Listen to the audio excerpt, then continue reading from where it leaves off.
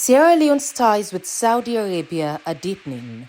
Ambassador Saud Al Musaid says the kingdom is backing major new projects here in Freetown.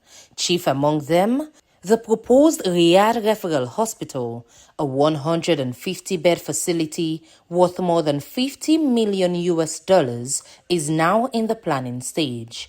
The ambassador says trade and investment are next, with talks underway for a joint Saudi-Sierra Leone Business Council covering agriculture, mining, and energy.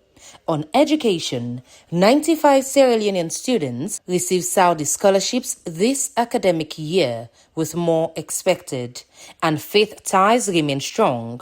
Over 2,600 Sierra Leonean pilgrims performed Hajj this year, with Ambassador Al Musaid joining Vice President Jallo at their farewell. The ambassador says the goal now is simple: turn growing friendship into lasting partnership.